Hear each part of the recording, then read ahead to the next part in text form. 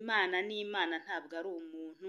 Iyo ubwiye umuntu akumvira ubusa, iyo utakimana iba mu byawe kandi ikakurinda muri byose. Gerageza guhamagara Imana mu buzima bwawe, gerageza kuyereka urugendo rwawe urimo hano ku isi, kuko kubaho muri iyi si ni ubuzima bwo gukina filime. Nuramuka rero ugeze gutyo ugakina filime nabi, filime yawe izizinga, ariko nukina filime neza uzayikomereza no mu buzima buri imbere. Kristo Yezu akuzwe, uzayikomereza mu bwami bwo mu ijuru, kuko uzaba uri kumwe n'Imana n'abamarayika bayo n'abantu bayo bose batagatifu batubanjirije kera. Kristo Yezu akuzwe. Gendana n'Imana rero muri byose. Reka dusenge Imana, kuko Imana niyo ya mbere. Twebwe ubwacu nk'abana b'abantu ntacyo twashobora. Ku izina ry'Imana Data na Mwana na Roho Mutagatifu. Amina.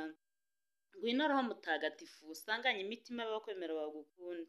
Wohereza Roho wawe byose bishya, isi izabone guhinduka. Dusabe. Mana myinshi yakwemera Roho Mutagatifu, turagusaba kubwirizwa nawe, gukunda ibitunganye no kunogerwa nawe iteka, kubwa Yezu Kristo umwami wacu. Amina. Isengesho ryo kwicuza ibyaha. Nyagasani, ibyaha nakugiriye byose ndabyanze, kuko binteranya nawe bikadutandukanya, rero ntuzi ukandengera iteka, kandi ndabyangira ko byicishije Yezu Kristo umwana wawe ukunda. Dawe ubinkize, sinshaka kubisubira, ndashaka kuba uwawe. Amina. Dawe uri mu ijuru, izina ryawe niryubahwe, ingoma yawe yogere hose, icyo ushaka gikorwe munsi nk'uko gikorwa mu ijuru. Ifunguro ridutungura iduhe none, utubabarire ibicumuro byacu nk'uko natwe tubabarira ababiducumuyeho, ntudutererane mu bitwoshya, ahubwo dukize icyago. Amina. Ndakuramutsa Mariya, wuzuye ine muhorana n'Imana, wahebuje abagore bose umugisha, na Yezu umwana abyaye arasingizwa. Mariya mutagatifu, umubyeyi w'Imana, urajya udusabira tw'abanyacyaha kuri ubu n'igihe tuzapfira. Amina. Iki gitondo Nyagasani, turagushimye buryo ki wabanye natwe muri iri joro. Erega Mana, twari turi mu gicucucucu cy'urupfu. Erega Mana, iyo ubishaka ntabwo bwari bucya duhumeka uba bazima, ariko igitondo nyemera nk'ubu ngubu ngushimire kubw'uko njye ndabyutse biremera, ndavuga biremera, yemwe ndanagenze biremera. Nyemerera n'abandi barinde, kandi buri muntu wese nabyuka bikemera umuhe kugushimira Nyagasani. Gendana natwe mu rugendo tugiyemo, gendana natwe mu byo dukora byose, gendana natwe mu kazi kacu ka buri munsi, kandi uduhe ibidutunga biduhagije. Uri Imana nzima, ntawe ukwiringira uheka amaboko. Niyo mpamvu natwe tugusabye kugira ngo uduhe umugisha, uhe umugisha imirimo yacu y'amaboko, uhe umugisha Mwami buri muntu wese umurinde ubunebwe.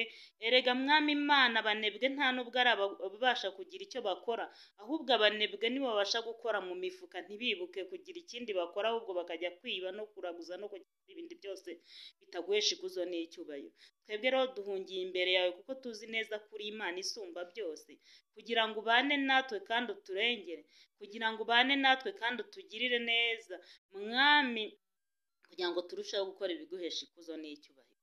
Uri Imana nzima rero, ntawahwanya nawe ubwiza. Niyo mpamvu tugusabye ngo ugendane natwe.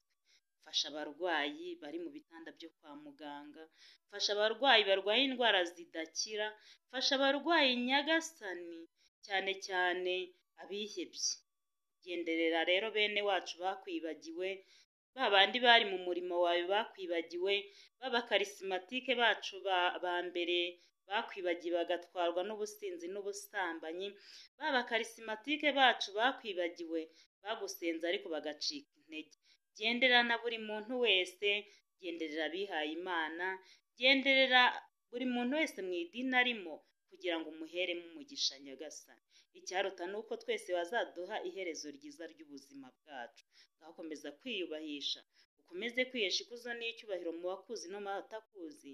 Nanjye mbisabye nizeye mu izina ry'umwami wacu Yezu Kristo. Amina. Mubyeyi bakene, mudusabire. Dusabire n'abataguhungiraho, cyane cyane abatoteza kiliziya yawe. Ku izina ry'Imana Data na Mwana na Roho Mutagatifu.